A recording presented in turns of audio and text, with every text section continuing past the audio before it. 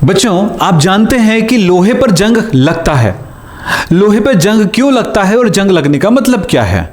और इस तरह से लोहे में आपने देखा होगा कि जब वातावरण में रहता है, यानी कि आपने देखा होगा बारिश के दिनों में बहुत सारे लोहे की जो चीज़ें बनी होती है वो खराब होने लगती है। जैसे यहाँ पर देख रहे हो, पाइपों को जोड़ने वाला जो कंजक्शन है यानी कि जॉइंटर है, वो जंग लग गया है, लोहे से बना हुआ है। इसी तरह से बड़े बड़े चेन होते हैं, ये चेन इस तरह से जंग लग जाती है। नया रहता तो कैसा दिखता है, और ये देखिए आप जंग लग रहा है। जंग लगने से क्या हुआ, ये लोहा खराब होने लगा है। और भी देखिए, आपके घरों में रखा हुआ कील या किसी जगह पे लगा हुआ कील या बोल्ट, उस पर जंग लग जाते हैं। जंग यहाँ पर देखिए, आपके घरों में रखा गेट जो है, गेट पर जंग लग गया है। लोहे पर इस तरह से जंग लगने से बड़ी बड़ी जो स्ट्रक्चर है वो खराब होने लगता है।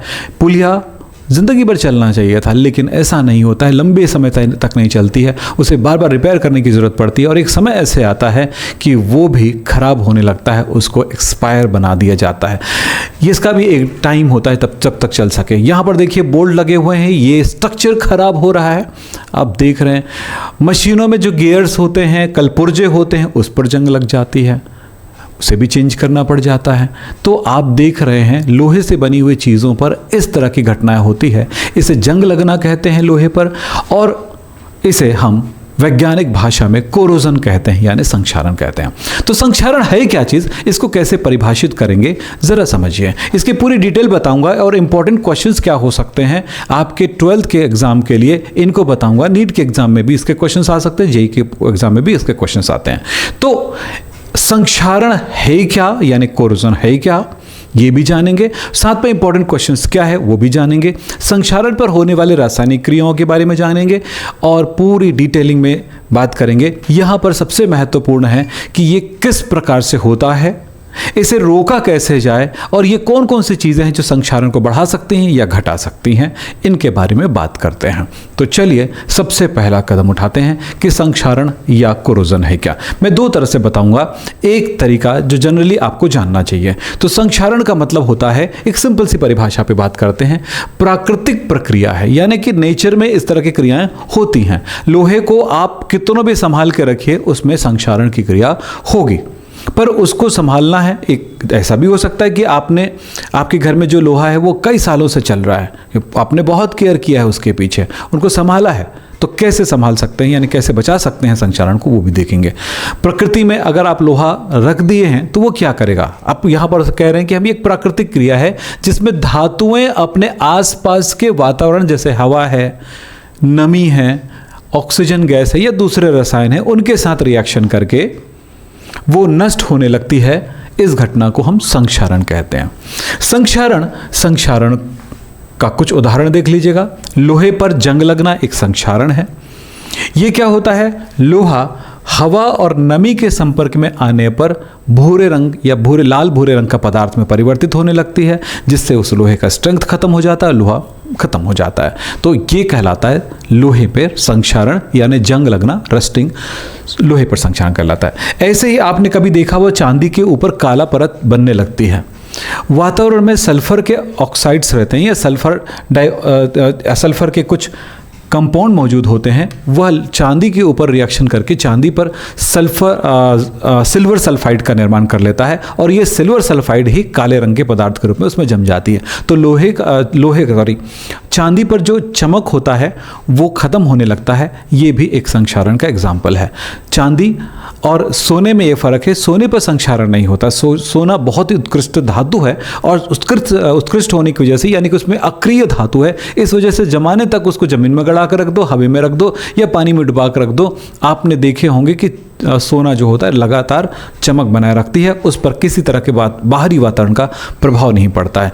तो सोने पर संक्षारण नहीं होगा, लेकिन उसके अलावा जो भी धातुएं होंगी, लगभग सभी धातु पर संक्षारण की क्रिया होने लगती है। कुछ उदाहरण दिखा रहा था मैं, पहले लोहे का दिखाया, फिर आप देखिएगा चांदी पर काला होना।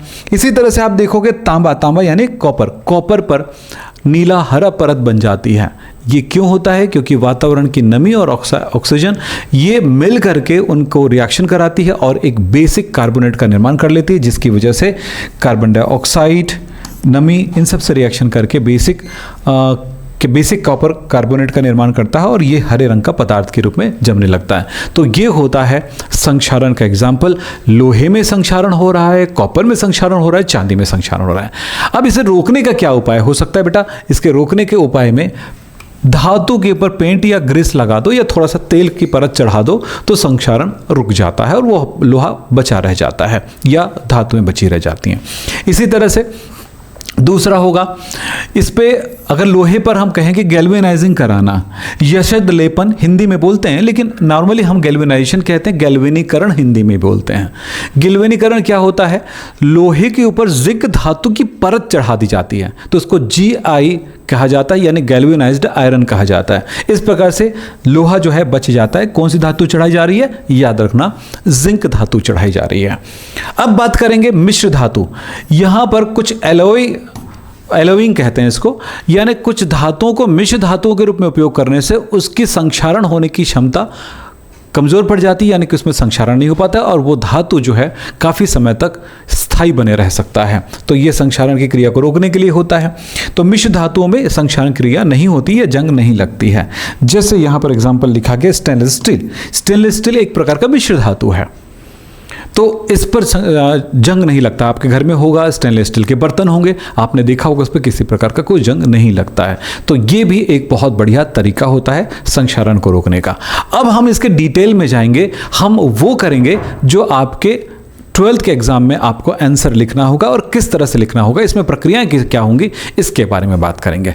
अभी तक जनरल जानकारी हो गई, अब जानकारी होने वाली है स्पेशल, जिसके तहत जो लिखेंगे वो एग्जाम में मार्क्स लेके आएगा। तो चलो बच्चों समझते हैं। बहुत कठिन लेख रूप में नहीं होता है, बहुत सिंपल होता है। मैं आपको समझाते हुए आगे बढ़ता हूं। पहली बात तो ये समझाना, संक्षारण को हम परिभाषित कैसे करेंगे। संक्षारण को परिभाषित करने का एक तरीका होगा, सिंपल बात कहते हैं, संक्षारण एक विद्युत रासायनिक प्रक्रिया है। विद्युत रासायनिक क्रिया किस में होती है? सेल में होता है। ऐसा सेल समझते हो ना, जिसमें आपने टॉर्च में जो बैटरी लगाया हुआ है, इस रिमोट में जो बैटरी लगाए हुए हो, वो कैसा सेल है? वहां पर अंदर रासायनिक क्रिया हो रही है और उसके विद्युत धारा का निर्माण हो रहा है। तो विद्युत धारा का निर्माण जो सेल करता है उस सेल को कहा जाता है विद्युत रासायनिक सेल, और इस घटना को कहा जाता है विद्युत रासायनिक घटना, यानी इलेक्ट्रोकेमिकल फिनोमेना। तो ये एक विद्युत रासायनिक प्रक्रिया है। यहां पे क्या होगा? धातु वायुमंडल की नमी एवं ऑक्सीजन से क्रिया करता है, जिससे वह अवांछनीय यौगिकों में परिवर्तित हो जाता है। अवांछनीय मतलब ऐसा पदार्थ जो आप नहीं चाहते हैं। लोहा को आप चाहते हैं कि लोहे के रूप में रहे, स्ट्रेंथ बना रहे, आपके घर में जो खिड़की लगी वो खिड़की के रूप में रहे, गेट बना हुआ गेट के रूप में रहे, रेलिंग लगी हुई वो रेलिंग के रूप में रहे। जो भी आप लोहे का चीज बनाए होगे या कील बनाए हो तो कील सही सलामत रहे, वो खराब ना हो, यही चाहते हो ना। लेकिन वो क्या हो जाता है? वातावरणीय पदार्थों के साथ अभिक्रिया करके वो कुछ अन्य पदार्थ में परिवर्तित हो जाता है, जिससे उसका स्ट्रेंथ खराब हो जाता है, उसकी ताकत खराब हो जाती है और वो खिड़की नहीं बचती है, या जो भी लोहे का सामान बनाया गया है वो लोहे का सामान उस रूप में बचता नहीं है।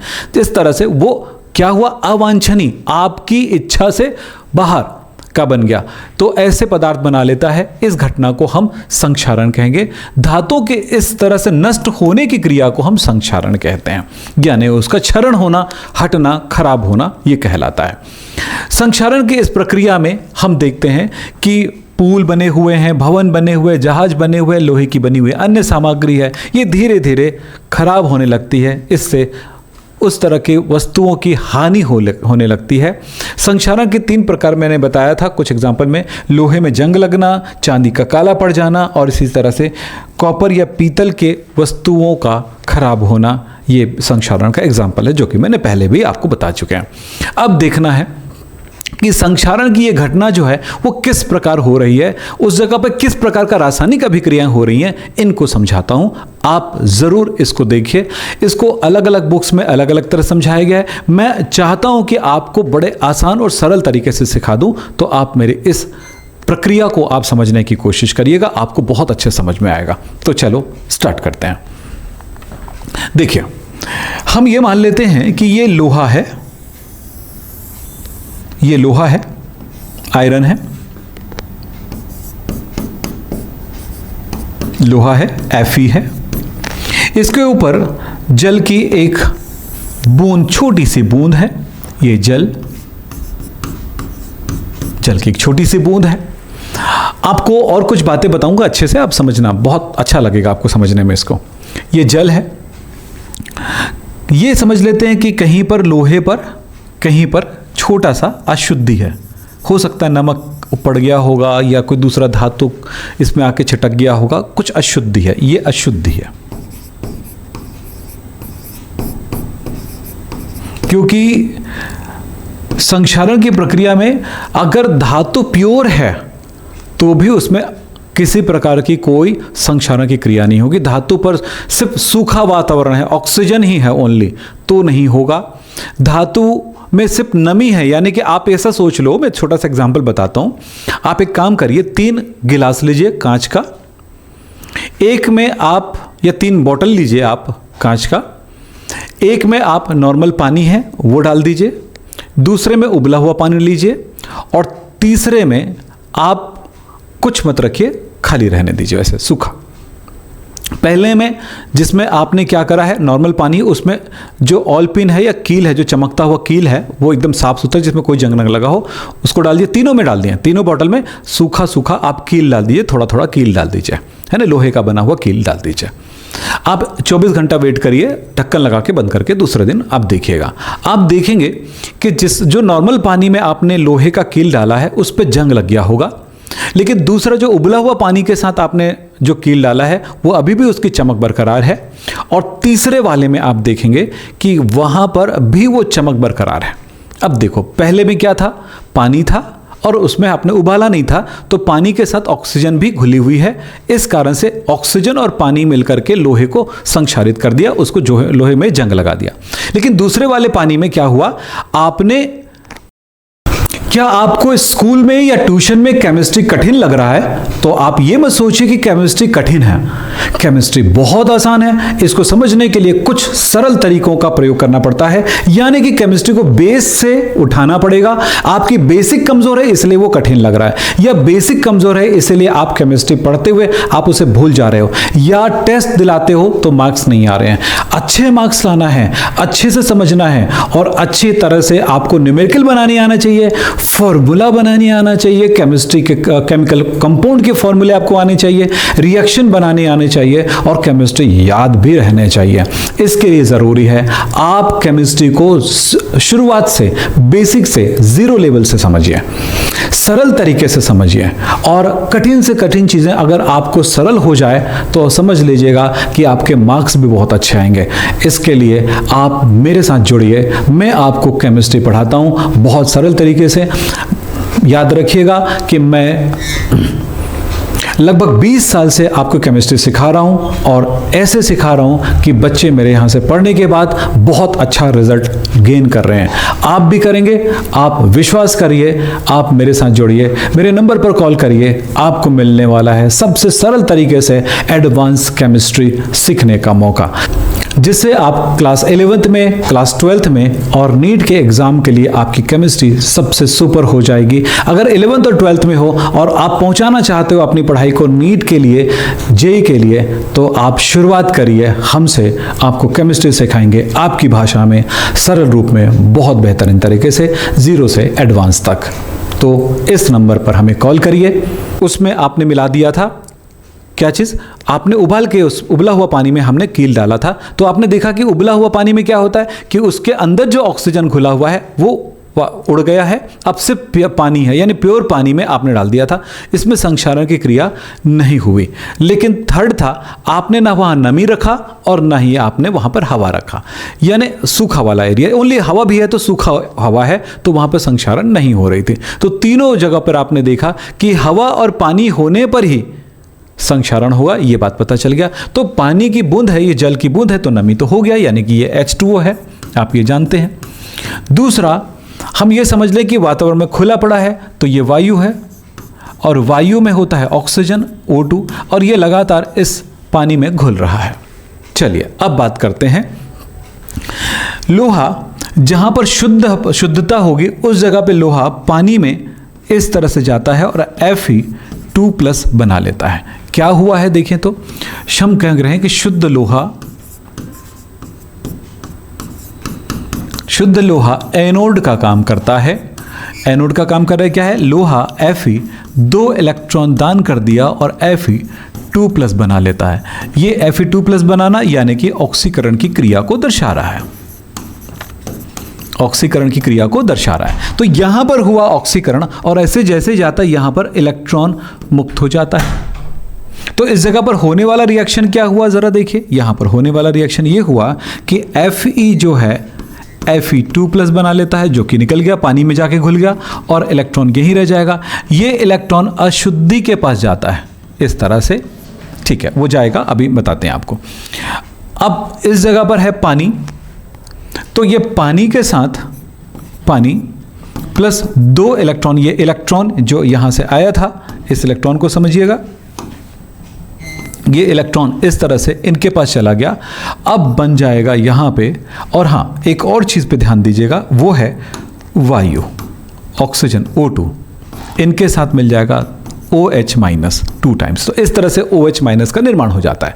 तो यहां पर क्या हुआ, ये कैथोड का काम कर रहा है, ये कैथोड का काम कर रहा है, अशुद्धि के पास कैथोड, यहां पर लोहा, शुद्ध लोहा जो शुद्ध है वो क्या काम कर रहा है, यहां पर एनोड का काम कर रहा था, क्योंकि यहां पर ऑक्सीकरण हो रहा है। अब देखिएगा अशुद्ध, अशुद्धि के पास क्या हुआ, इसको जरा समझेंगे। यहां पर ये कैथोड का काम हो रहा है, कैसे, इस जगह पर आप देख रहे हैं पानी, पानी के साथ एक ऑक्सीजन का परमाणु काम करेगा और यहां पर 2 इलेक्ट्रॉन ले लिया, इस तरह से 2 OH- का निर्माण हुआ। यहां पर क्या हुआ, इलेक्ट्रॉन ग्रहण करना अपचयन कहलाता है, अपचयन की क्रिया हुई, रिडक्शन की क्रिया हुई। अब ये देखिएगा, इससे मिला हमें 2 OH-, इससे मिला Fe2+, तो Fe2+ 2 OH- के साथ मिल करके बनाता है FeOH ट्वाइस। FeOH बनता है फेरस हाइड्रोक्साइड, ये वातावरण की ऑक्सीजन जो यहाँ से वायु से पानी में घुल रहा है वो ऑक्सीजन, और यहाँ पर X मात्रा में H2O मिल करके बनाता है Fe2O3.X टाइम H2O, यही है रस्ट या जंग। इस तरह से इसमें जंग की परत बनने लग जाती है और जंग का निर्माण होता है। तो ये दोनों से मैं उठा लेता हूं कुछ पदार्थ, यहां से मिला हमें Fe2+,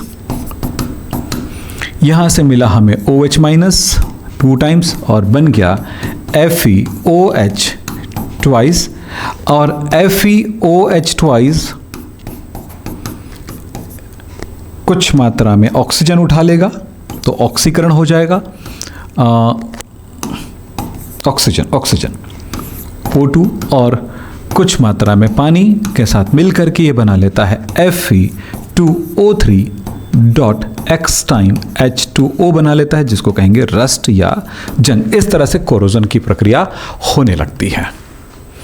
यही बात हमने यहां पर लिखा है कि जब लोहे का संपर्क वायु वह नमी से होता है तो उसकी सतह पर, यहां पर दोनों चीजें आना जरूरी है, ध्यान रखिएगा, वायु तथा नमी पर होने लगता है तब उसकी सतह पर एक विद्युत रासायनिक घटना होने लगती। देखो यहां पर सेल का एनोड वाला काम कर रहा है, यहां पर सेल का कैथोड वाला काम कर रहा है, यानी कि एक तरह का छोटा छोटा स्थानीय सेल बन जाता है, लोकल सेल बन जाता है। वो लोकल सेल पर छोटे छोटे रिएक्शंस होने लगते हैं, एक तरह के इलेक्ट्रिसिटी पैदा होने लगती है, और वही इलेक्ट्रिसिटी एक तरह देखा जाए तो शॉर्ट सर्किट में होता है, क्योंकि इलेक्ट्रॉन फ्लो करने के लिए लोहा ही खुद मदद करने लग जाता है, और इस तरह से अंदर ही अंदर रासायनिक क्रिया चलने लग जाती है, और वो उस प्रक्रिया के थ्रू वहां पर आप देख रहे हैं संक्षारण की क्रिया होने लगती है। ये प्रक्रिया आप याद रखना, जब तक जंग नहीं लगा है तब तक लोहे पर जंग नहीं दिखाई देती, लेकिन एक बार लगना शुरू होता है तो तेजी से होने लगता है। हाँ, लेकिन ये प्रक्रिया बहुत धीमी गति से चलती, कई सालों में हमको कुछ मात्रा में लोहा घटते हुए नजर आता है। तो देखें, इन सेलों में शुद्ध लोहा एनोड और अशुद्ध लोहा कैथोड का काम करता है, तथा जल की बूंद जो है विद्युत अपघट्य का काम करता है, यानी कि यहाँ पर ये जल की बूंद है एक तरह से विद्युत अपघट्य का काम कर रहा है। तो ये लाइनें आप थोड़ा समझेंगे। इसी चीज को अलग अलग बुक्स में अलग अलग तरह से दर्शाया गया है। जैसे किसी जगह पे इस तरह से आपको देखने को मिलेगा कि देखिए ये जंग को दिखाया FeO3 के रूप में दिखाया, Fe2O3 के रूप में आप जरूर लिख लीजिएगा, ये थोड़ा सा गलत लिखा है। अब देखिएगा, जहां पर अब इस जगह पर क्या है, लोहा Fe2+ बना रहा है, देखो 2 इलेक्ट्रॉन निकाल दिया, 2+ निकल गया, इसमें जाके घुल गया, ये भी देखने को मिला। दूसरी बात, ऐसे ही कई जगहों पर देखने को मिलेगा, कुछ जगहों पर आप देखिए इलेक्ट्रॉन गया किसके पास, पानी के पास गया, तो वो बना लेता है यहाँ पर ऑक्साइड, ऑक्सीजन O-, और ये देखो किसके साथ मिल जाएगा, ये ऑक्सीजन Fe2+ के साथ मिलकर के ये Fe2O3 बना रहा है। ये कुछ स्पेशल नहीं दिखाया गया, लेकिन ज़्यादा ये आपके बुक्स में भी नहीं मिल जाएगा, एनसीईआरटी की बुक में मिल जाएगा इस टाइप से। लेकिन मैंने उस प्रक्रिया को पूरी तरह से इस फिगर में दर्शाया है। याद रखना, यहाँ पर काम चलाओ फिगर बना रहे हो, लेकिन यहाँ पर ये फिगर जो है एक्चुअल उस जगह पर होने वाली घटनाओं को दिखाया जा रहा है। इस तरह से इसको आप इसी तरह से समझेंगे।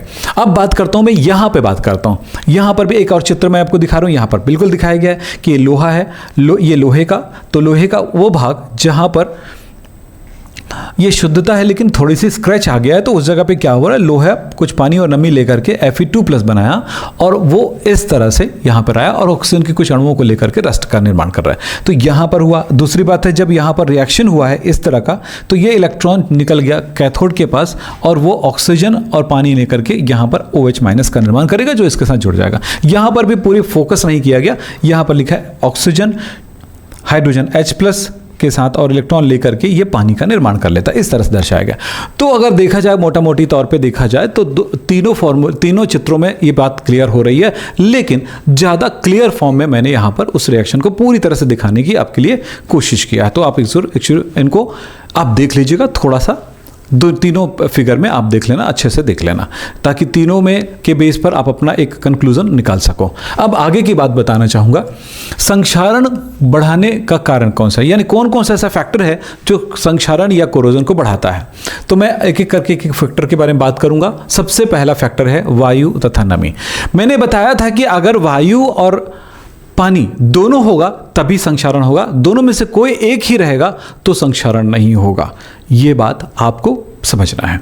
तो नमी के साथ वायु रिएक्शन करता है तो इस तरह से हाइड्रोजन H+ निर्माण होगा और H+ के निर्माण के साथ साथ वो क्या करेगा, और Fe2+ के साथ कनेक्ट होकर के वो क्या बना लेगा, एक तरह से Fe2O3 X टाइम H2O। तो ये संक्षारण का निर्माण होता है। अब यहाँ पर हुआ कि अशुद्धियों की उपस्थिति, अगर धातुओं में कहीं कहीं पर दूसरे धातुओं में किसी प्रकार की अशुद्धि होगी, क्या बोलते, धातुओं में कुछ किसी प्रकार की अशुद्धि, मतलब वो धातु की भी अशुद्धियाँ भी हो सकती है, अधातु की अशुद्धियाँ भी हो सकती हैं। अगर उसमें उपस्थित है तो एक तरह से पानी पड़ते ही एक तरह से छोटा छोटा स्थानीय सेल बन जाएगा, और उस पर अगर नमी पड़ेगा तो फिर उसके बाद उनमें रिएक्शंस शुरू हो जाएंगे और संक्षारण होने लग जाएगा। फिर बात करता हूँ कि धातुओं की क्रियाशीलता, अगर ये है कि उस धातु पर अगर कम क्रियाशील धातु की कुछ कण अगर उपस्थित हो तो भी कम। अच्छा, एक बात और बाहर में बोलना चाहेंगे, यहाँ पर क्रियाशीलता के बारे में बात कर रहे हैं, तो ऐसा धातु जो ज़्यादा क्रियाशील होगा उसमें संक्षारण तेजी से होगा, और जिसमें क्रियाशीलता कम होगी उसमें धातु कम क्रियाशील होगा, यानी धातु पर संक्षारण कम होगा। सक्रिय धातुओं पर संक्षारण तेजी से होता है, यही बात बोला जा रहा है। आपने मानक अपचयन विभव यानी इलेक्ट्रोकेमिकल सीरीज पढ़े थे, जिसका मानक अपचयन विभव का मान कम होगा उसमें संक्षारण तेजी से होगा, जिसके मानक अपचयन विभव का मान ज़्यादा होगा उसमें संक्षारण कम होगा। मानक अपचयन विभव का मान बहुत ज़्यादा होता है गोल्ड का, तो उसमें संक्षारण नहीं होता है। इसी तरह से सिल्वर में संक्षारण थोड़ा कम होता है मानक अपचयन विभव, तो उसमें संक्षारण तेजी से होती है। लोहे का मानक अपचयन विभव का मान उन सबसे कम होता है तो सबसे ज़्यादा तेज होता है। अगर मैं यहाँ पे कह दूँ सोडियम में, तो सोडियम में संक्षारण बहुत तेजी से होगा, क्योंकि इसका मानक अपचयन विभव का मान बहुत ही माइनस में होता है, यानी कम होता है। अब बात करूंगा यहाँ पे विद्युत अपघट्यों की उपस्थिति, यानी ये समझ लीजिए कि अगर धातु की सतह पर मिट्टी उपस्थित है, मिट्टी के कण उपस्थित है या नमक गिर गया हो, तो समझ लीजिए इसमें संक्षारण तेजी से होगा। विद्युत अपघट्य किसको बोलते हैं? लवणों को कहा जाता है। ऐसा लवण जो पानी में घुलने पर आयनों में टूटता है, ऐसे लवण विद्युत अपघट्य कहलाते हैं, ऐसे पदार्थ विद्युत अपघट्य कहलाते हैं। अगर ये उपस्थित हो गया, ये गिर गया है किसके ऊपर? लोहे की सतह पर, तो संक्षारण की दर बहुत तेजी से होने लगेगा। फिर बात करूंगा, इन चीज़ों को नोट जरूर करिएगा बेटा ना, मैं यहाँ पर थोड़े थोड़े चीज़ों को मैं आपको बताते जा रहा हूँ ताकि आपको ये बात समझ में आ जाए और आप अच्छा नोट्स बना सको। फिर बात करते हैं धातु की सतह पर कुछ विकृति उत्पन्न हो जाए, यानी पे स्क्रैच लग जाए, कट जाए, छिल जाए, या वहाँ पर डेंट लग जाए तो वहाँ पर संक्षारण तेजी से होता है। आपने कई बार देखा होगा कि कार की बॉडी पर अगर स्क्रैच लग जाए तो आप वहाँ पर आप देखोगे तेजी से संक्षारण हो रहा है, या चिकना कोई लोहा हो उसके पर थोड़ा बहुत स्क्रैच या कट छिल जाए तो संक्षारण होने लगेगा। तो यहाँ पर संक्षारण होने की कारण यही होता है कि उसमें कटी फटी चीज़ें लग जाए, मुड़ी हुई या खुरदरी या खरोच लग जाए तो संक्षारण तेजी से होने लग जाता है, क्योंकि उस जगह पर नमी सोखने की क्षमता बढ़ जाती है। अब बात करता हूं वायुमंडल में कार्बन डाइऑक्साइड और SO2 की उपस्थिति से भी संक्षारण, क्योंकि ये ऐसी गैस है जो अम्लीय गैस है, तो अगर ये पानी के साथ घुलने लगेगा तो पानी को अम्लीय कर देगा। अम्लीय मतलब एसिडिक कर देगा। एसिडिक होने पर बहुत तेजी से, क्योंकि एसिड बन गया और एसिड धातुओं से रिएक्शन कर लेगा, जिससे संक्षारण की दर बढ़ जाएगा और विद्युत अपघट्य पे भी इस प्रक्रियाओं को तेजी से कराने की क्षमता बढ़ जाती है। अब बात करता हूं मैं pH वैल्यू। अगर pH वैल्यू कम है यानी वो अम्लीय है, और अम्लीय है तो अभिक्रिया दर बढ़ जाएगा, संक्षारण की दर बढ़ जाएगा। तो pH वैल्यू अधिक होना चाहिए, यानी अगर क्षारीय लेप लगा होगा धातुओं के ऊपर तो संक्षारण की दर कम होगी, लेकिन अम्लीय परत लग जाए तो संक्षारण की दर तेजी से हो जाएगी। ये कुछ बातें आपको बताया गया है। अब ये हुआ, अब अगली बात करते हैं, ये संक्षारण होने के लिए कारक है, फैक्टर है। अब बात करता हूं मैं संक्षारण को रोकने के लिए हमारे पास क्या उपाय होनी चाहिए। सीधी सी बात है, धातु की सतह पर तेल या ग्रीस या पेंट लगा दो तो वातावरण के पदार्थ यानी ऑक्सीजन उनके साथ संपर्क में नहीं आएगा, धातु के संपर्क में नहीं आएगा और संक्षारण। क्या आपको स्कूल में या ट्यूशन में केमिस्ट्री कठिन लग रहा है तो आप ये मत सोचिए कि केमिस्ट्री कठिन है। केमिस्ट्री बहुत आसान है। इसको समझने के लिए कुछ सरल तरीकों का प्रयोग करना पड़ता है, यानी कि केमिस्ट्री को बेस से उठाना पड़ेगा। आपकी बेसिक कमजोर है इसलिए वो कठिन लग रहा है, या बेसिक कमजोर है इसलिए आप केमिस्ट्री पढ़ते हुए आप उसे भूल जा रहे हो, या टेस्ट दिलाते हो तो मार्क्स नहीं आ रहे हैं। अच्छे मार्क्स लाना है, अच्छे से समझना है, और अच्छी तरह से आपको न्यूमेरिकल बनाने आना चाहिए, फॉर्मूला बनाने आना चाहिए, केमिस्ट्री के केमिकल कंपाउंड के फॉर्मूले आपको आने चाहिए, रिएक्शन बनाने आने चाहिए, और केमिस्ट्री याद भी रहने चाहिए।